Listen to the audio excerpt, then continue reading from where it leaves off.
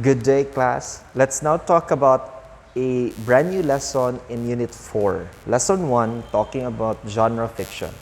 In this unit, similar to Unit 3, we are also going to talk about literary genres. However, in this lesson, we are going to go and dive down deeper as to what makes these different genres different from the major literary genres that we have previously identified. So this time, I want you to get your notebooks to jot down key discussions and questions that may arise along with our discussion for this lesson. Let's begin now with our discussion. For this unit, in Unit 4, we are going to target the following learning competencies. We are going to differentiate genre fiction, emerging literary genres, electronic literature, and graphic literature from one another. We are also going to identify the different kinds of genre fiction, emerging literary genres, electronic literature, and graphic literature.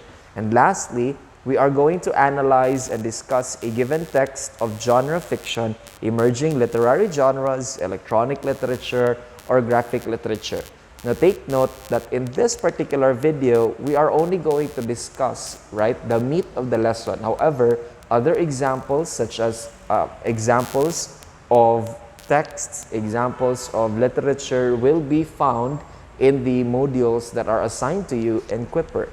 Now, for this lesson, we are going to have or to follow these objectives. Define what genre fiction is and identify the different kinds of genre fiction. Now, let's begin with this essential question. What makes fiction different from other literary genres? Previously, we were able to discuss poetry, prose, drama, and creative nonfiction, all of which we were able to talk about the difference between fiction and nonfiction. And we were also able to distinguish what are the different characteristics and elements of creative nonfiction and drama that separates it as in the specificity of it as a literary genre. So this time, we talk about what makes fiction different from other literary genres. So in this lesson, we are going to identify what are those different characteristics of fiction that separates it from other literary genres. Now, in this lesson, class, we are going to encounter the following words that are going to be difficult or new to all of us. So let's try to decode them one by one. First, we have grope. Grope is a verb which means to search for something blindly. Example, when he entered the house, he tried to grope for the light switch. Second, famished. Famished is an adjective which means very hungry, Example, when I got home from work, I was feeling famished. Third, wretchedness. Wretchedness is a noun which means the state of being dejected or distressed. Example, the wretchedness of the family aroused our sympathy. Fourth, tedious. Tedious is an adjective which means tiresome because of dullness and length. Example, the employee got tired because of tedious task.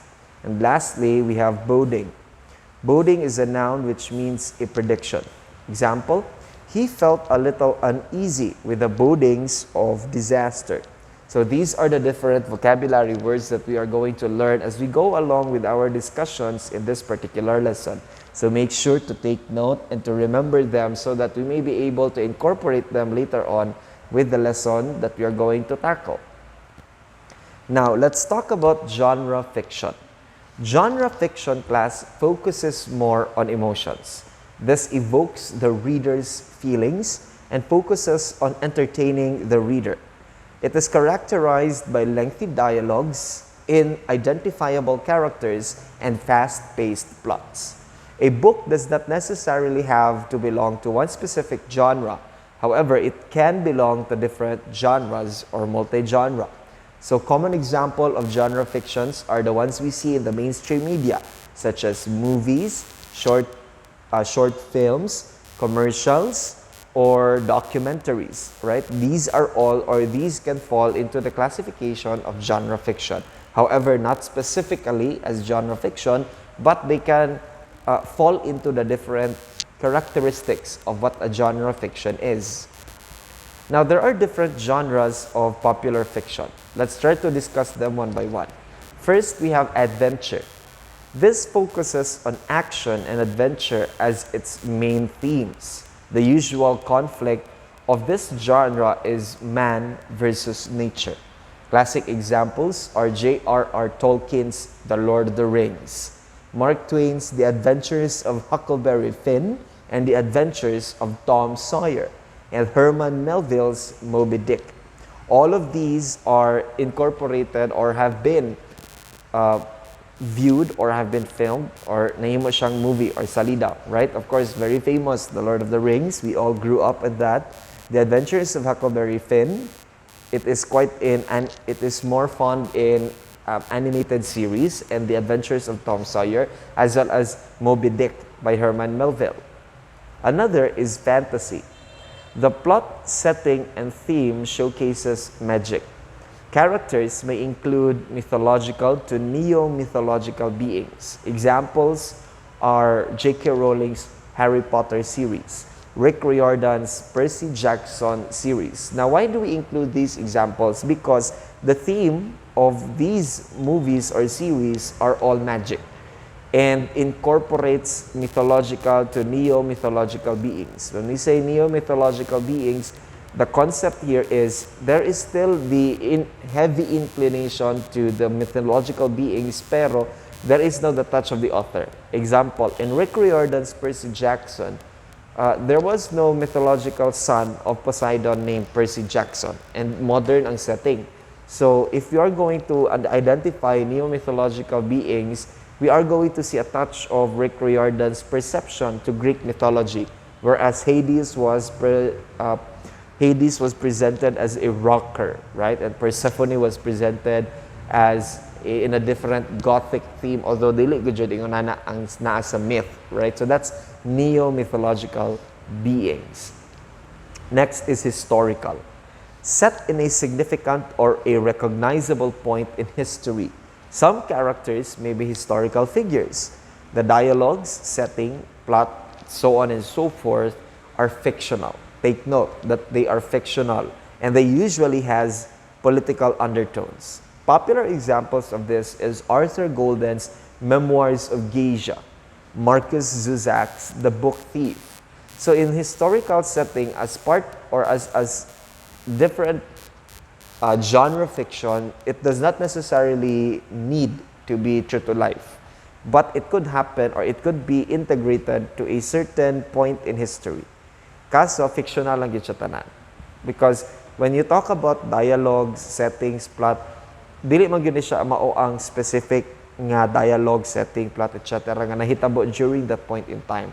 That's why this particular context is fictional, because if it is detailed, then it could be incorporated. But if not, and majority is not heavily detailed or documented, so mo na siya nga fictional siya.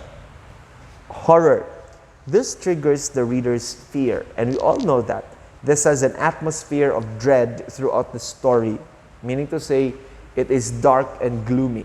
The author's strategies range from the supernatural to the psychological. There is always a huge thrill when the horror genre is more on the psychological rather than the supernatural. Classic examples are Mary Shelley's Frankenstein and Bram Stoker's Dracula. Nowadays, popular na to nga ginatanaw jud is the series katong kay Valak, Exorcism series by the Warrens, right? Naapoy Conjuring. Yeah, naman na siya ang Conjuring. And there is another, I forgot that, Insidious. There you go. Manay pinaka-popular yun. And those are also my favorites because they touch a sense of realism, a touch of reality. Now, yes, this happens to the 20th and 21st century, that these stories are heavily linked to the documents from the cases that were undertaken by the Warrens and the cases that were also part of the stories in Insidious. So, nindot siya nga mga horror movies. We also have mystery or detective. This, as part of genre fiction, talks or involves mysteries or crimes that remain unsolved until conclusion. The elements of mystery or detective include a character who struggles to solve the mystery, a good characterization, motivation to solve the mystery or crime. Example, let's go back to the horror genre. Part of mystery or detective is katong the latest Conjuring movie, The Devil Made Me Do It. That was a very, very controversial issue during the 60s and 70s because a lot of it was happening during those times, right? And those were the early parts or the early days of documenting supernatural and exorcism activities. So there was a drive for I don't know what's the name of the female Warren, but I know that the lalaki is Rick Warren, siguro. No, sorry, author na siya class. The Warrens needed to answer that because it was heavily linked to their previous case.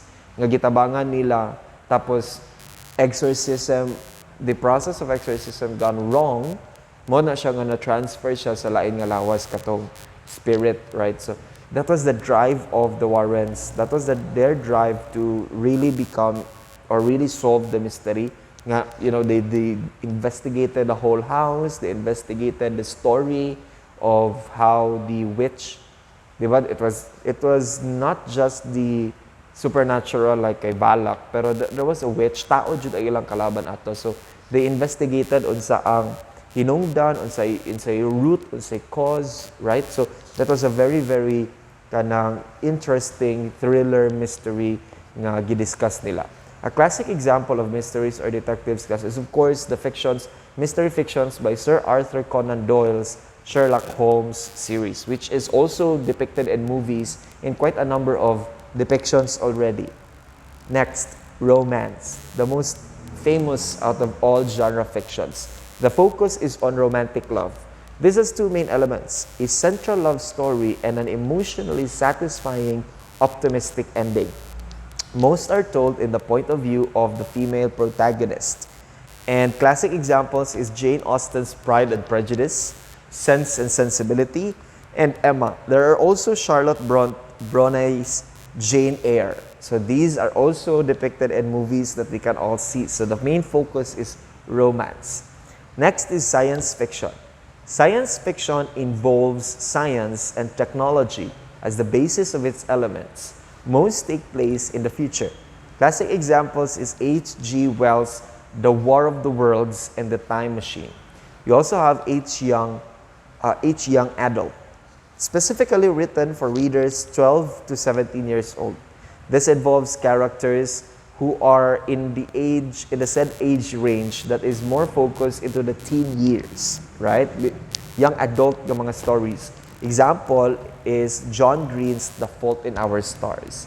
These are in books. These are also depicted in movies where the main target is or are readers that are between 12 to 17 years old. Again, teen years. So these are the different parts or the different classifications of genre fiction. And the main focus is different depending on the themes that are being centrally discussed in the particular genre fiction. And always remember that it is fictional, dili tinuod. Dili necessary nga tinuod nga tao, tinuod nga panghitabo, or tinuod nga dialogue. Because then again, the nature of fiction is that it does not happen in real time. These are not existing real life people or events. It is stemming from the imagination and the creativity of the author, right? Or yeah, depending on the genre that it is focusing.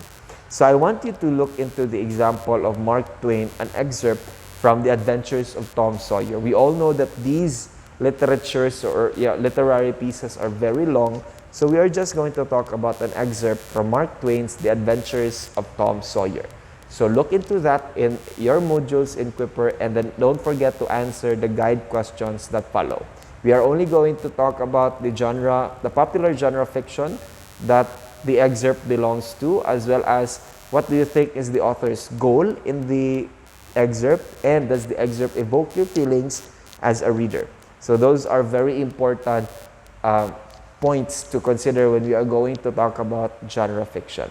So if there are questions that arise during this discussion, make sure that you are able to jot them down so that we can discuss them during our online classes. Thank you, enjoy watching, and always remember to keep safe.